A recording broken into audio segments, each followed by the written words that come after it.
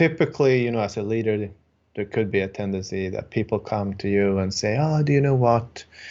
I heard this or I saw that." Good enough, so you gotta be great, and I'ma do whatever it takes. Doing what I love in life, and I'll pay the price, and not stopping even if the shit kills me, even if it kills me. Hi everyone, and welcome to MattGron's Scaling Up Journey, and this is episode 64. My name is Mattias, aka MattGron, and as we say here, this is where entrepreneurship runs smack into reality. And of course, we have the one and only Svea Malina Lenshoff on the other side. Hello, welcome to number Hello. 64. Another Monday, another exciting blend of questions. I don't have anything to say skål with. Wait, I can use this. So, skål. Okay. I would say that's my flower plant thing. It's very robust, I didn't water it in about 5 weeks, but it's still alive. Nice, This nice. is the kind of plant that I need. Yeah.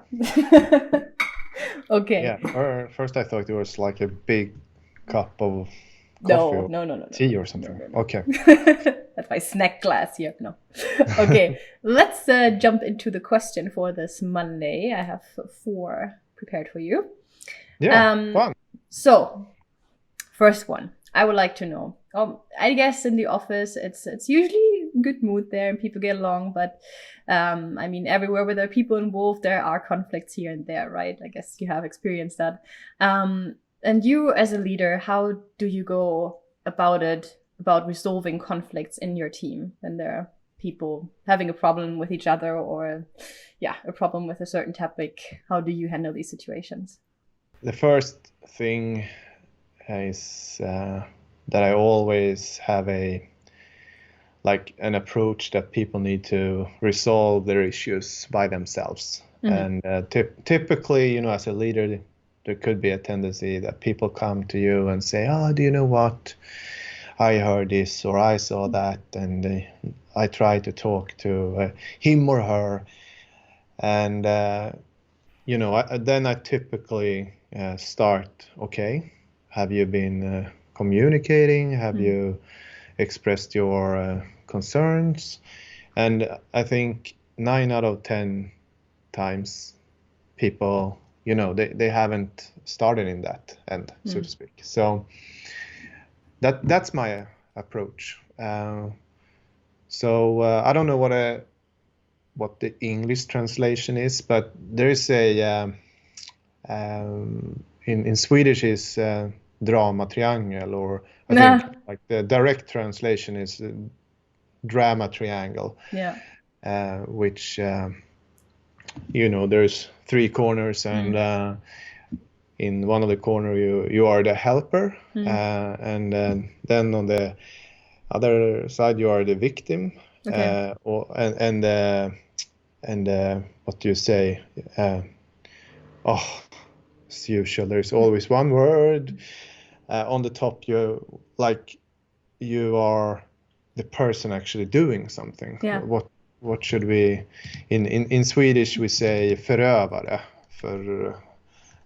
and I think if we use the fantastic Google Translate here, we have a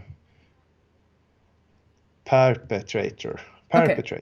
Yeah, so that's förövare in Swedish. Yeah. So you have the perpetrator, you have the victim, and helper. And as a leader, it's very easy to kind of jump into this triangle and participate in, the drama.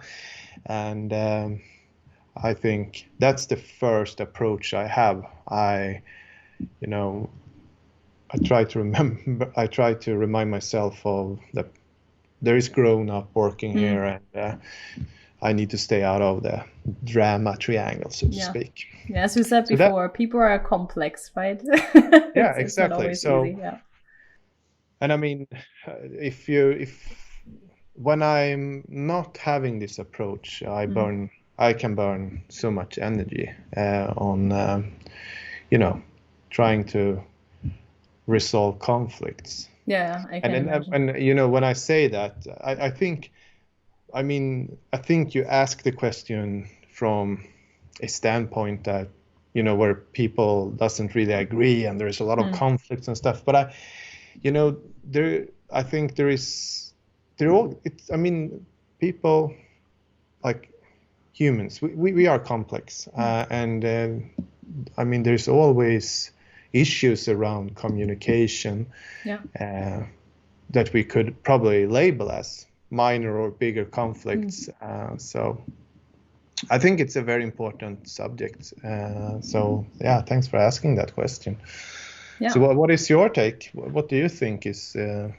I think I have a similar approach. Like, you know, I'm not leading people, but if there would be conflict between friends or something, I also would try not to get involved into this and say, like, you know what, you guys figure it out yourself. Only if, like, maybe both sides come to me and want me to, like, be what's called mediator or something. Like, yes, but as long as I can, I would just say, okay, I think they can figure it out themselves. And like you said, I think most issues probably evolve around misunderstandings. It's like that most of the time. And I think we also talked about that before. If people just say what they feel and, like, say, hey, you said or you did this and this made me feel this and this way, so then people understand why the other person reacts a certain way. And I think then it's way easier to resolve conflicts if you actually try to understand and listen to the other side. But of course, both parts have to participate and give the other person a chance to speak their mind, and don't judge, just listen, take it in, and then you can resolve stuff.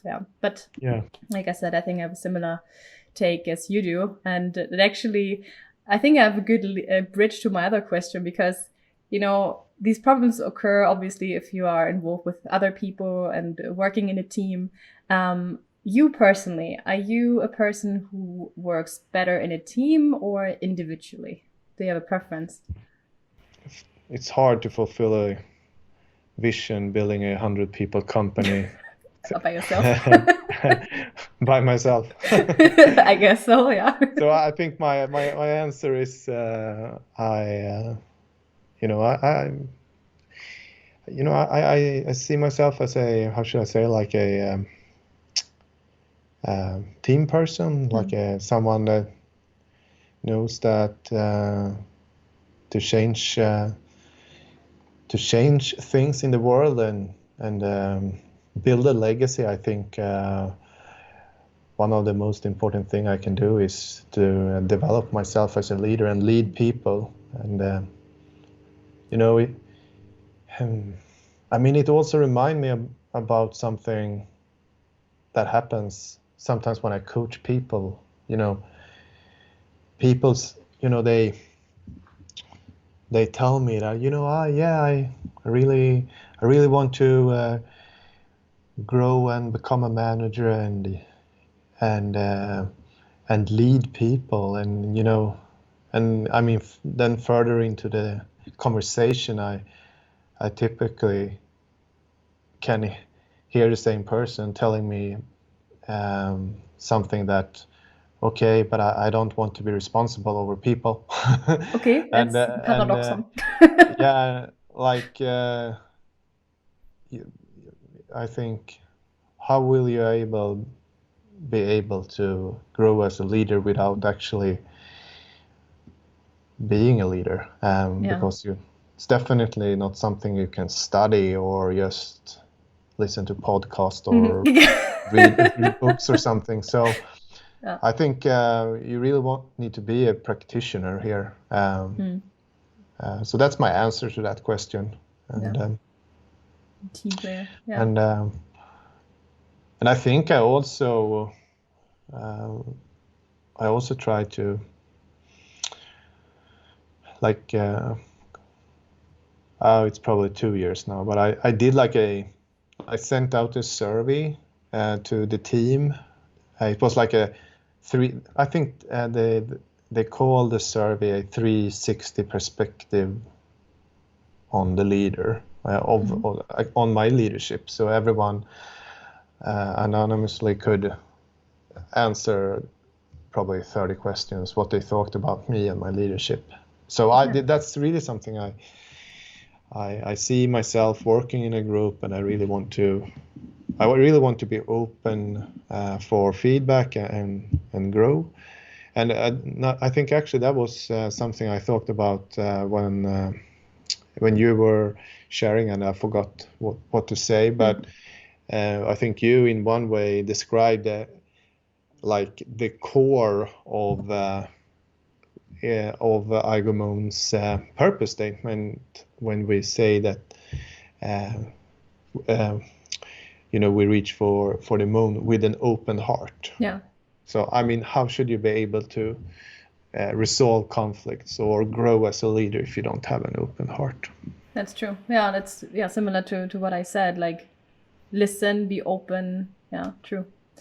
You said that you did this survey about your leadership style. Actually, that's something I think I want to pick up on in the next episode because I have some more questions.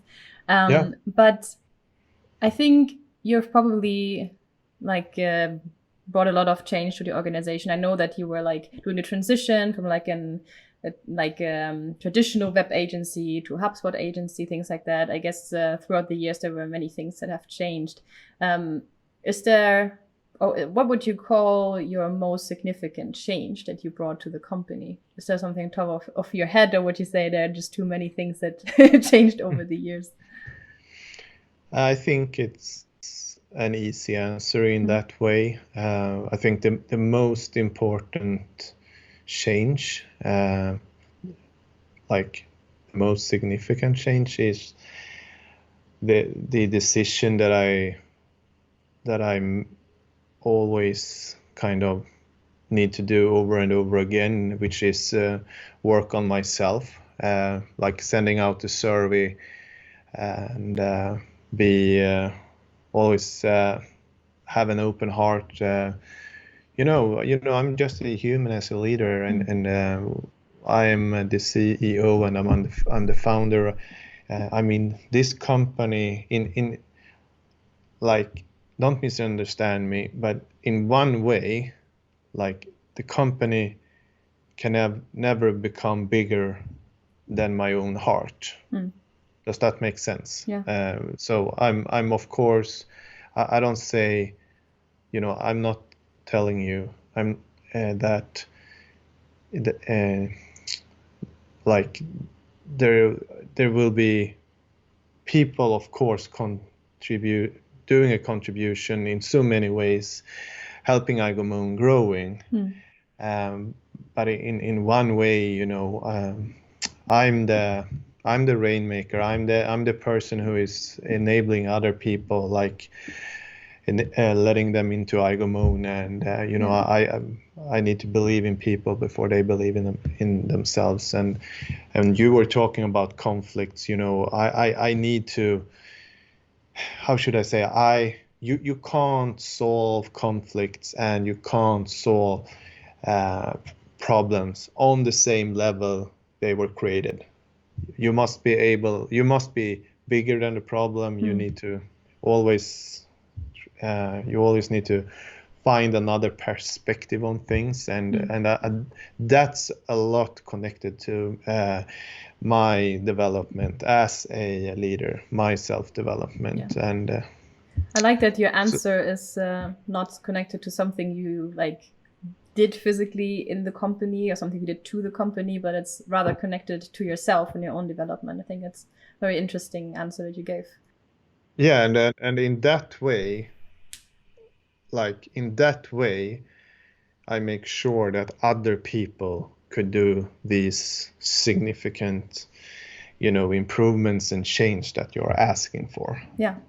And of course, I'm a part of stuff going on, but I think it's very connected to the other question, which is, are you functioning like best in a group or on an individual level? So yes. Yeah. Okay, I have one more last question. It's kind of hard to get the bridge to this one, so I'm just going to ask it.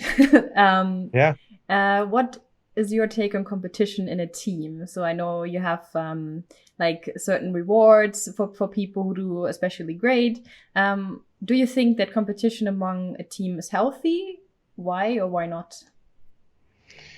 I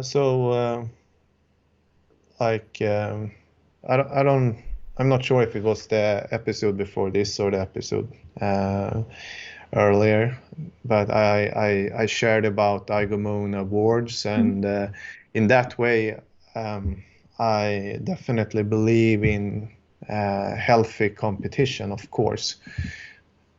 But I don't like, I don't like corporate competition when everything is based on, kind of checking the boxes and what do you say, like elbowing yourself to the top. Like, when you're kind of backstabbing and how should I say, I want it to be like healthy competition. It should be you should understand it as a practitioner. You should be able to actually work yourself to actually win. And I think, in an entrepreneurial environment, you can connect that to competition and like it's definitely like sports, so I think entrepreneurship. I mean, if there was not competition in sports, what should be left? Yeah. And it's basically the same thing in business. So, and that's why, we talked about that before, like that I'm kind of obsessed of winning when I do things, but I'm also, and I think I told you that I'm a bad loser in one way, but I would also say, like, I lose every day and I'm sharing about that in this vlog. I mean, we lost business to a competitor, or people they decide to leave Moon for some other place, or I mean, I as an entrepreneur, I win and I lose every day, and if I couldn't take a defeat, I would never function as a human in this environment. So. Yeah. So I think that's my answer, basically. Yeah. One thing I just want to point out is that you said that also at Moon, not like all the rewards you get are connected to only like check marks, like you said. Like if you hit this and this much, then you get this and this. But this is why I liked when you explained you also have the award of the culture heart, I think it's called. So it's not only measured in numbers, it's also measured how people behave and if they live the purpose and the vision of the company. So I think that's really great that you implemented that as well. So I think that everyone has a different strength also. And you said, like, I think Asa won it 2 or 3 times already, right? So that's pretty cool. Yeah. All right. Yes. Okay. That was my question round for this Monday. Interesting as always. Some nice answers there. Like I said, I think next week I'm going to ask a bit more about the survey that you did on your leadership style. I'm curious about that. And guys, if you're interested in that as well, then make sure you're here next Monday again to see what Mattias is saying. And otherwise, thank you for watching. And Mattias, thank you for your time, and see you in the next one. Thank you, Svea, and thanks everyone watching the episode. And see you in the next one. Bye. Bye.